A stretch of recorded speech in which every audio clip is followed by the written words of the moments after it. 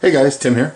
Today I wanted to go over a little bit about building your own PC. You know, a lot of people can easily show you, like, you plug this into that, you put this motherboard in here, you put these standout screws down, or you can just read the instructions, I suppose. What I want to talk about today is how I go about selecting parts for a PC. So, funny enough, the first few things all kind of go together, but I wanted to talk about cases first.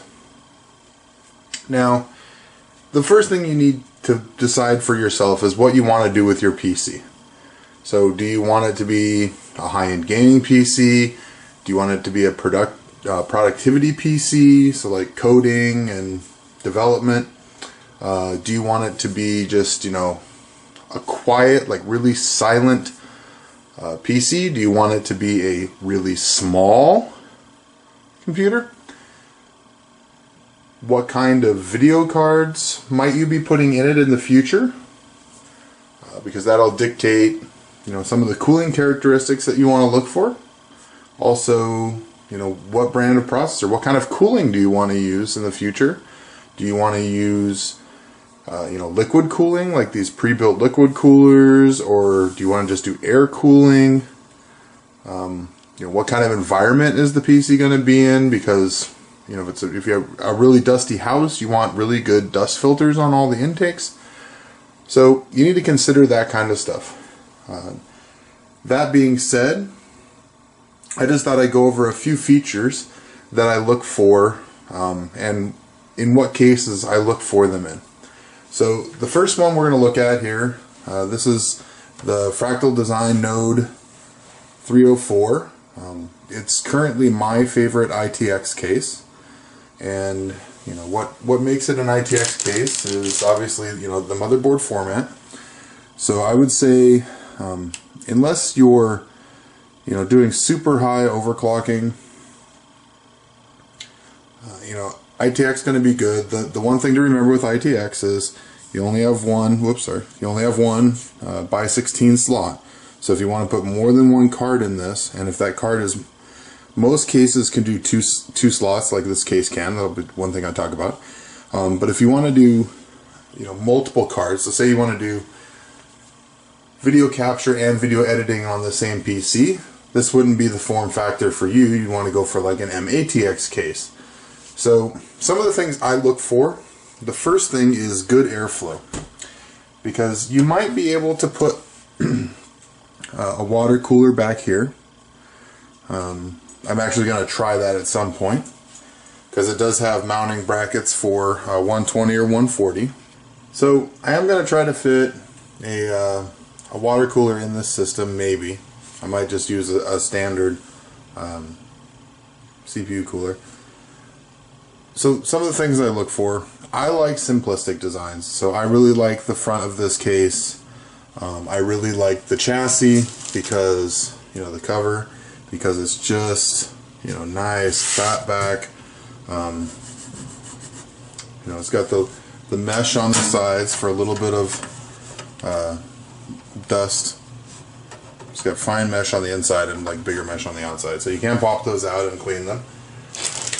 But I like the simplistic, the more square. If I build this out, this is going to be something that I would take with me places, so the smaller the better. One thing I really like about this case is the hard drive cages. Some people don't like their hard drives hanging sideways. Some people seem to think that it really shortens the life of your drive, but I use mostly SSDs anymore. So the reality is I'm probably going to take two of these three cages out and just put two SSDs in one cage. There's an awesome Crucial M4 1 terabyte drive out now for only like $600. So you can't really go wrong with a terabyte SSD, especially for that price as of the filming of this. They're only going to go down. One nice thing here is it does have, I do look for built-in fan controllers just in case I want to use them. Some motherboards come with really good fan control software, but in an ITX chassis, most motherboards only have 2 fan headers. So, depends on the motherboard. It's up to you. Another thing I look for is all black cables. You know, these do have a little color on the ends, but you know, quality cables, thick, nice wrapping. I prefer to see them in, you know, a little bit nicer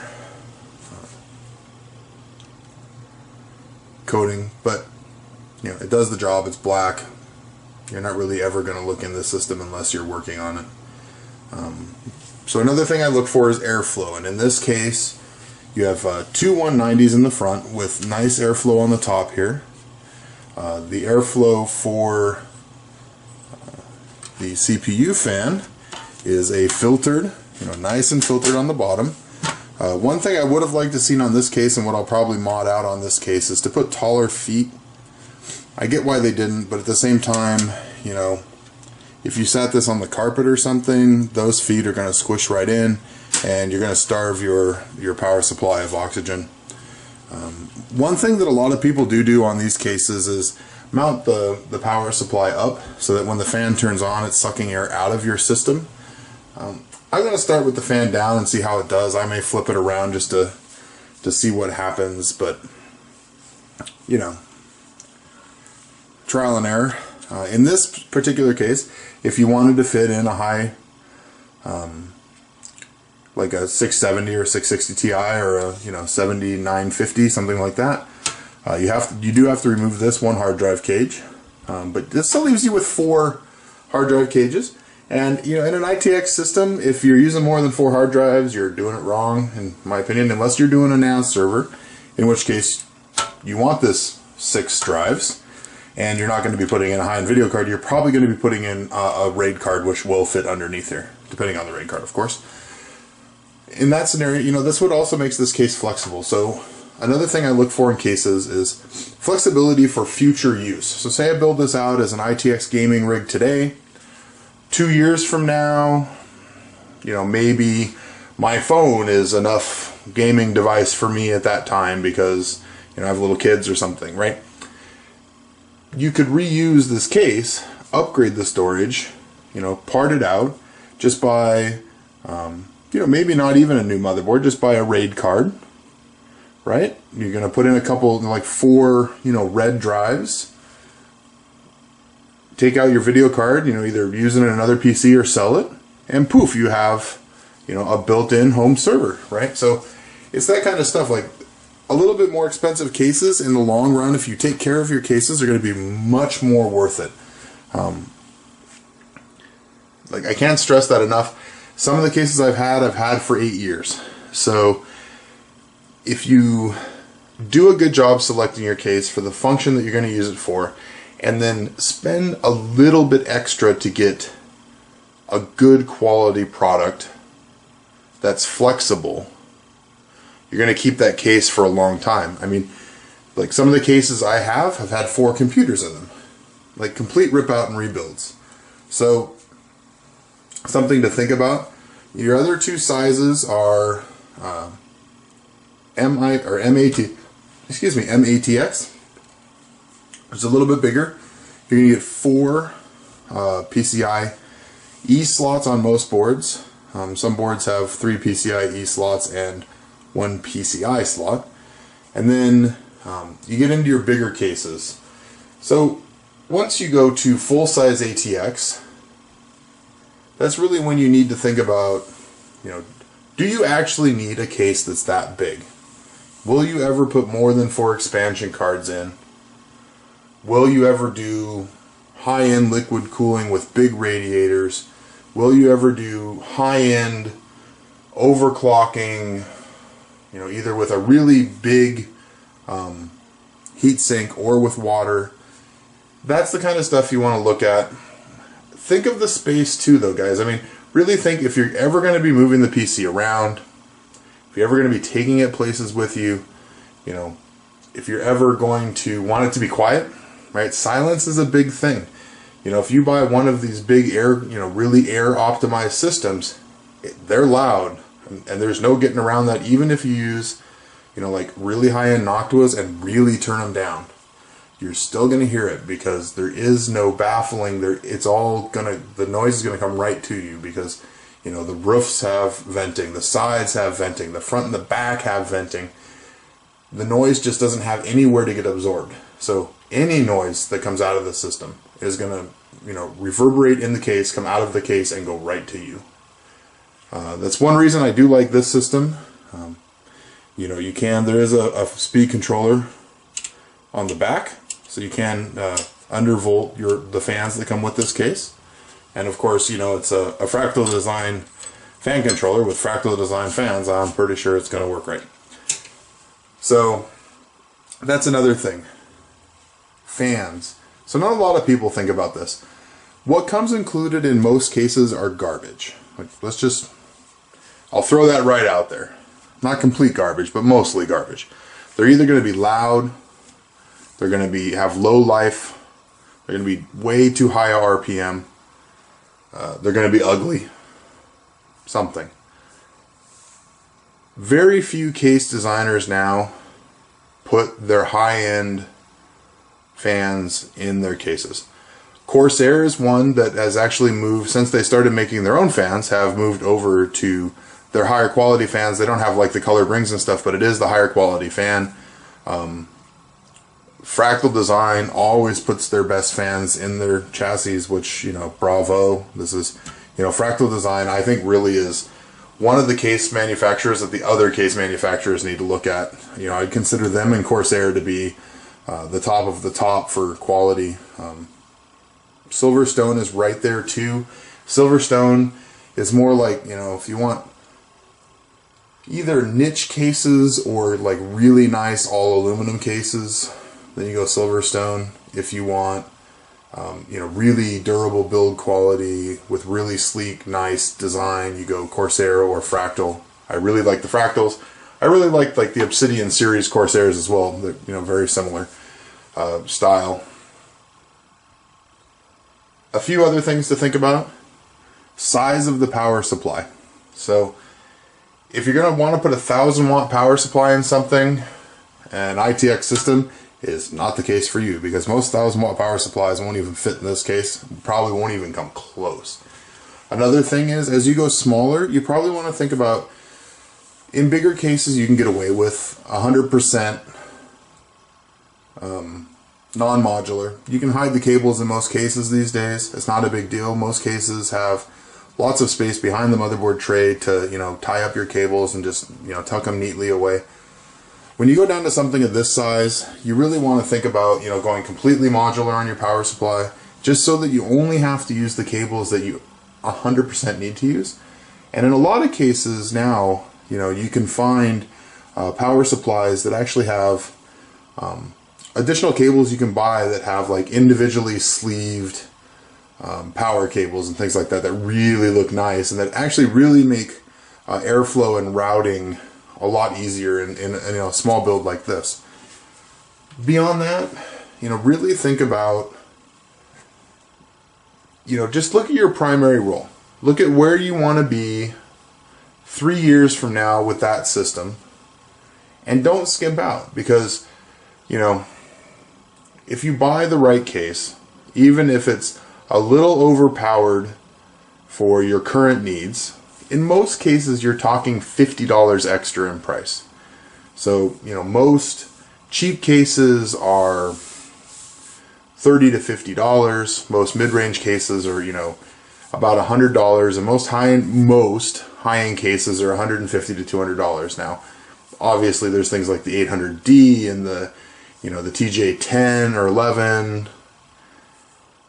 You know, those are $300, $400 cases. Those are specialty cases, right? Those are, I'm going to spend $4,000 on my machine, so obviously I'm just going to buy the $400 case. When you're talking, you know, most normal people, if you're going to build a $1,000 machine, which is, you know, what I consider like $750 to $1,250 is the average